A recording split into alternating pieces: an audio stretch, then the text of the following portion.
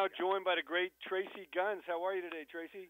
I'm good. I'm good. The sun is shining. Oh, my God. It's California. The palm trees are flowing. They sure are. And I know you grew up out here. I mean, what an amazing time. When you think back of, you know, the 70s and all the great stuff with the Starwood and the Troubadour and Sunset Strip, of course, growing up around SLASH and Steven Adler and all these guys, you know. What are your greatest memories of that, you know, coming up in the 70s in L.A.? Oh, well, the 70s, I remember walking to Bancroft Junior High School with this guy, David Pusey, who was ended up being a drummer later, and SLASH, and we would always have these debates. We would meet at Yum Yum Donuts on Highland and Melrose before school and drink Coca-Cola and eat donuts and then talk about Ted Nugent, Aerosmith, and Led Zeppelin. Those have got to be my greatest memories. Oh, amazing. What was like the first big arena show you got to see where it just blew your mind with the whole staging and lighting? And oh, man, when I was really little, my mom took me to see the Jackson 5 on the Dancing Machine tour. Oh, my God. Where was that, the Forum? Yeah, at the Forum. And who opened that? Earth, Wind, and Fire opened. Oh, and it was just like, wow, what is going on here? You know, that was it, man. I knew, man. I had to do that. Yeah, you knew that you had to put on a show. You couldn't stand there and that's right. stare at your shoes. Yeah, because all those motherfuckers danced, man. It was like, wow. I mean, Earth, Wind, and Fire is the opening act. You know it was going to be a hell of a show. Oh, it was insane. And I'll tell you something I remember in particular. I remember Jackson 5 playing the songs faster live than on the record. You know, I noticed it. I was Man, like, juiced up, huh? Yeah, they came out on fire. It was amazing. Oh, wow. Amazing. I mean, what can you say about Michael? Because a lot of people that came up later only heard about all this controversy and how he was reliving his childhood and loved to hang out with young kids. They couldn't understand that. But, you know, we knew Michael's father had him out there dancing and performing at 5. Oh, and man, he kind of never had that childhood. But the legacy, the music, the talent he left, what can you say about Michael Jackson? You know, I mean, there are very few, I call them aliens, you know, guys like Michael Jackson and like Jimi Hendrix, you know, Randy Rhoads, you know, guys that just like come here, you know, and completely revolutionize the soundtrack to humanity. You know what I mean? It's really, really what they do, and they come and you know, through, you know, whatever it is, that element of the makeup of those human beings, or aliens as I call them. They're different, man. You know, they're different. They're different people. They have some sort of path in their life that is just something that nobody else can relate to, and we all, you know, stare, and they're living in a fishbowl. And there's nothing normal about them. Yeah, there's nothing normal about it. You know, and it doesn't make excuses for doing strange stuff and hurting other people. But certainly, you know, you got to, you know, people could never understand, you know, what goes on in people like that, you know, brain and how they process and how they deal with any realm of reality, you know. But, you know, on the other hand, nobody ever minds listening to that beautiful music that changed their life forever. You know what I mean? Well, that's it. And the child in them kind of makes them vulnerable to people that are trying to make them a target to, you know, a lawsuit and things. You know, this is something that I knew really young. I always wanted to be famous, but I never wanted to be that famous. You know what I mean? Like, you know, this, you know, the ability to move freely through life is the greatest thing that we have as humans. You know, to be able to just live. And so many of those kind of people, and there aren't really that many. I guess Elton John would be considered one. They don't really just move freely through life. You know what I mean? It's a very big responsibility. You know, learning to cope with just, you know, people constantly coming at you. You know, your whole lifetime. It can't be something easy to deal with. Right. And these days with TMZ, they're stalking in your bushes, and every time you go out to eat, and I mean, fuck that. they're looking for you to slip up or capture a shot that looks like you're slipping up and go start some other scandal they can run for in the next few weeks. Oh, it's insane. Well, I mean, look, the proof's of the pudding, you know, and I'm not putting Kim Kardashian down, but just, you know, the sheer fact, you know, being famous for the sake of being famous, man, it's crazy. I know Jimmy Fallon said the other day, they were talking about Kim and her family out on vacation in, like, the Bahamas, and he said, vacation from what? Yeah. What are they on a vacation from? Yeah, what do they do? The whole thing. You know, what do you do? Rent the whole island? You know, I mean, all of the islands. It's insane, you know, and you know, those early days growing up, I mean, just incredible music.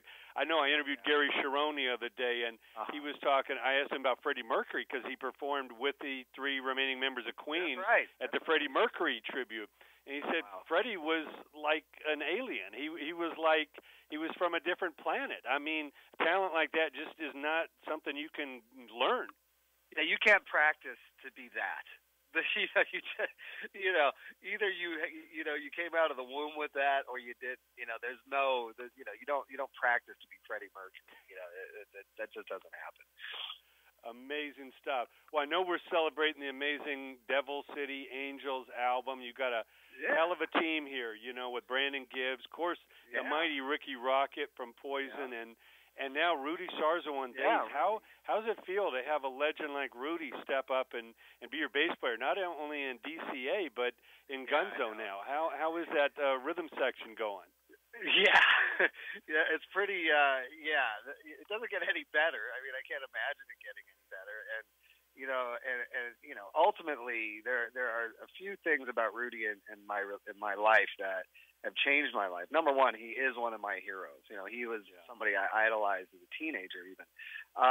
But he brings a lot of musicianship and education to me, which is something that I've always been open to my whole life, but I've never really, you know, well, actually, I'm lying. I went to music school and I did shit like that while I was in LA Guns when I was in my mid-20s. But he brings like a whole nother perspective on how I approach writing more than anything, because every day is like a music lesson with Rudy Sarzo, you know, just always feeding me information on how to, you know, break through and realize what I am already actually doing and have been doing for 40 plus years. And then it kind of makes my brain be able to organize, you know, sort of the modes of scales and things like that. And then he's just like the most unreal best friend a guy could ever have. I mean, he's just the nicest guy. He's always there. He's willing to help on every level of everything we do. And he's just an incredible person, man. You know. That's all I can say, really. Yeah, I mean, you know, can you imagine? Can you imagine? You know, Randy Rhoads is in my top 2 favorite guitar players of all time. Yeah. So I gotta fucking impress this guy every fucking day. Right. Yeah, he had Randy by his side during the glory days. Yeah, like hello. I mean, amazing stuff that he could impart. But yeah, we meet so many people along this road here. But Rudy always stands out as one of the nicest, most grounded guys, you know? Yeah. You can go out and have a good time and party, but he's proof that, you know, you got to balance it all. You got to still be a good person and show up for work and, more importantly, deliver on stage. Oh, my God, it's incredible. You know, the thing is, especially with guys like that, I've played with a lot of guys of his stature, you know? And the thing about him is he lives in a complete state of reality. You know, and when you're dealing with people that are grounded in reality, everything goes smooth, because there's never like, you know, a hyper, you know, inflation of the ego that you know, requires like special treatment and things like that. Where there are other people that I've worked with in the past and work with now, where it's always a struggle. It's like, hey, man, you know, that's just not the way it is. You know, you can't convince some people. You know what I mean? And but the proof's always in the pudding. And so, you know, Rudy and I have that great relationship where, you know, now we're in 2 projects, going on 3 projects, because I just been rehired to do the show in Vegas that I was doing a while ago. Raiding the Rock Vault. Yeah, and Rudy, he's actually going in a week before I start, and he's going to do a week. And then eventually that's going to align where Rudy and I are both doing Raiding the Rock Vault together, you know, for, you know, short stints, like a month at a time. And that'll enable us to just be playing together all the time in all these projects and just like getting better at what we do, you know. And that's always the bottom line with guys like us.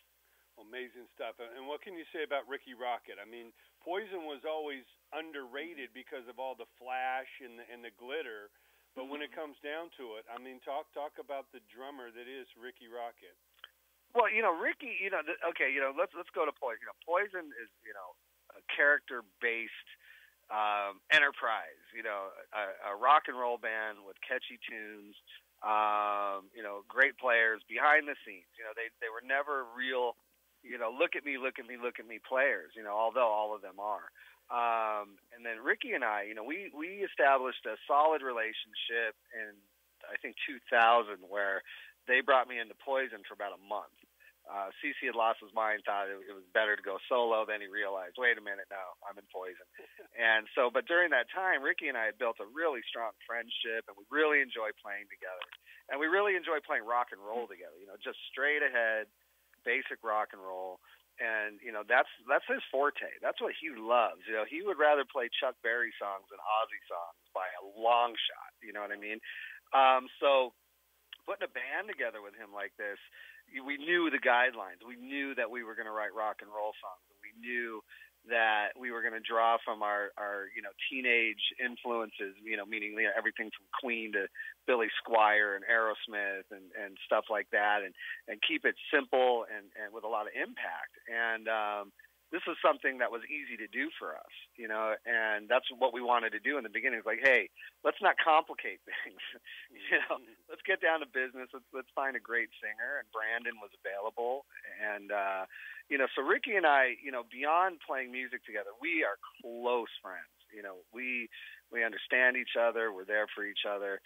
And, at any point in your career, you wish that you were in a band with guys like that.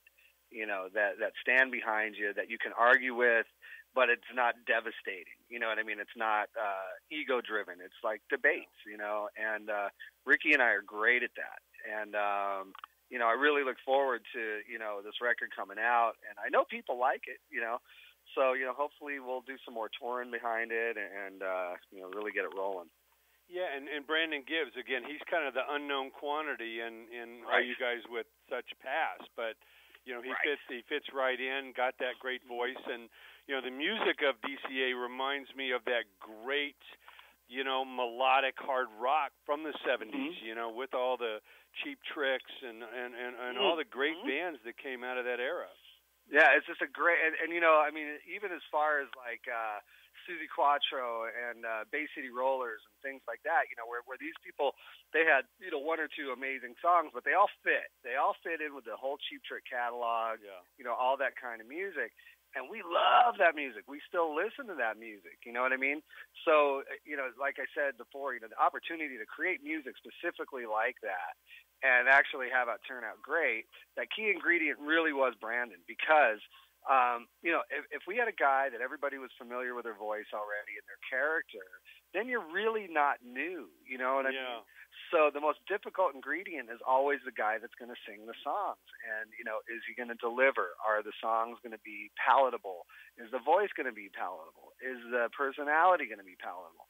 And the thing with Brandon is he brings all that stuff with him. And I think it comes from innocence. He has a certain innocent thing about him that makes him genuinely likable. You know what I mean? There's nothing to dislike about him. So he's a pretty safe bet, and he did a great job on the record.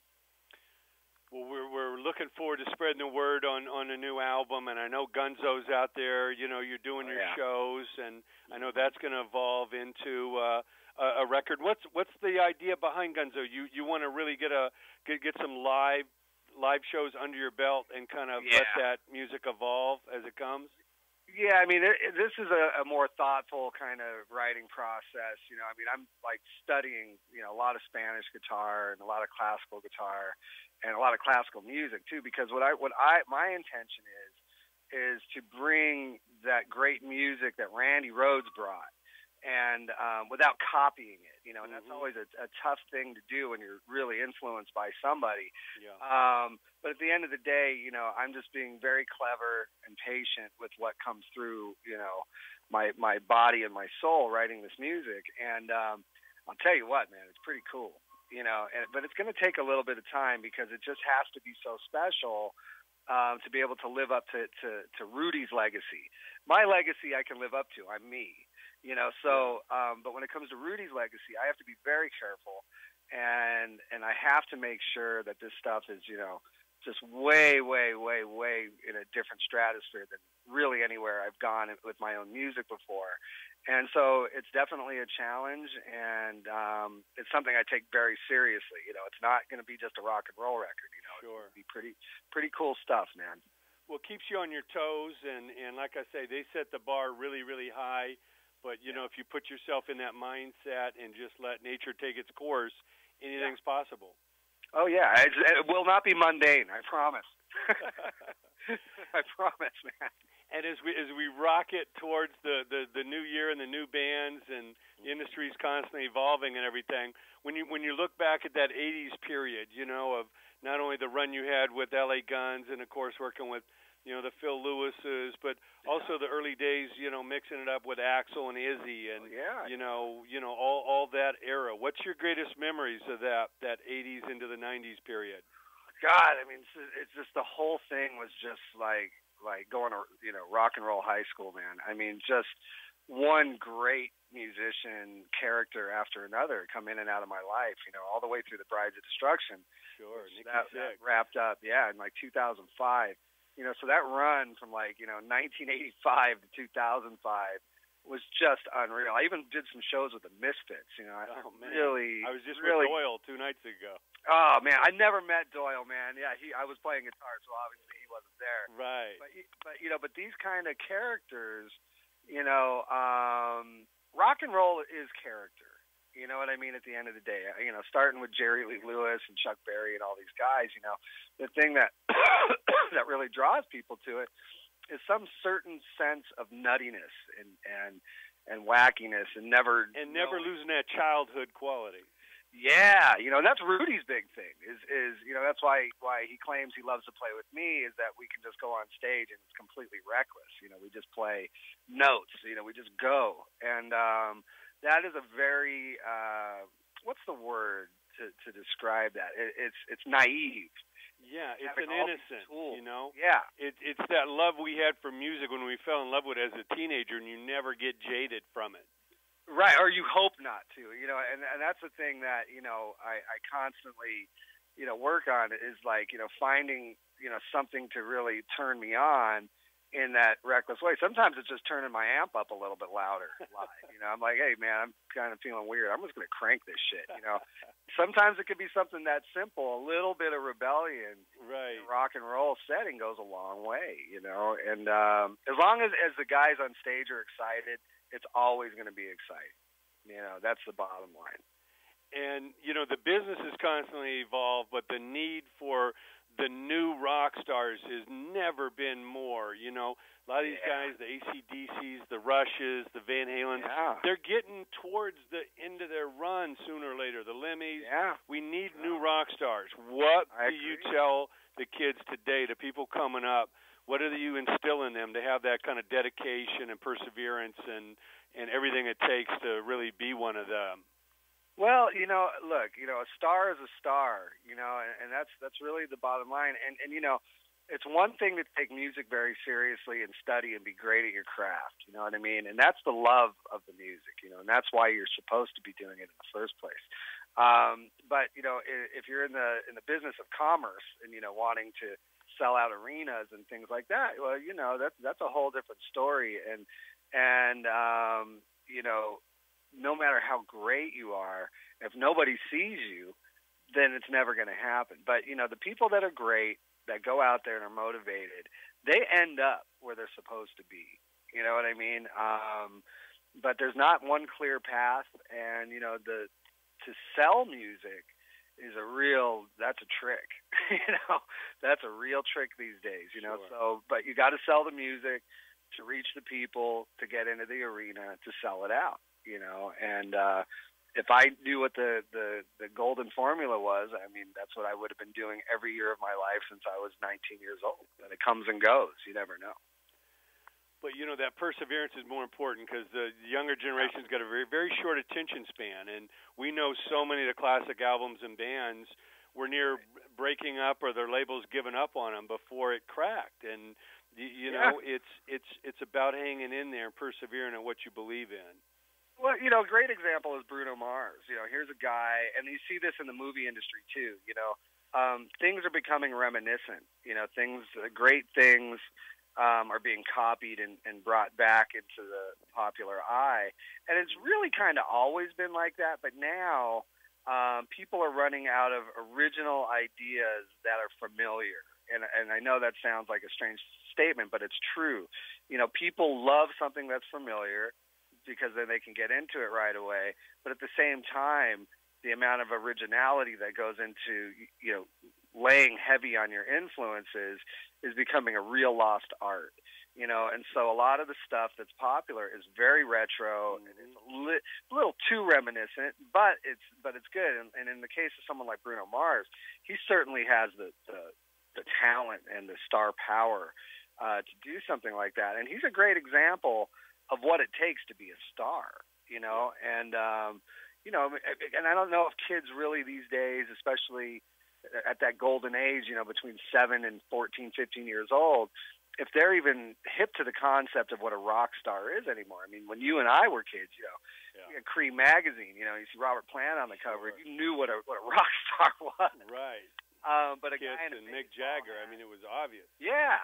Yeah, but now, you know, DJs are the stars, and it's like, but they don't stand out amongst, you know, the general population. So if you want to strive to spin records and you know, create beats and wear a baseball hat, that's pretty simple, you know what I mean? But to be a creative force within, you know, a huge art community, you better give a shit about what you're doing, you know, and you better try harder than anybody else because there's people that try hard.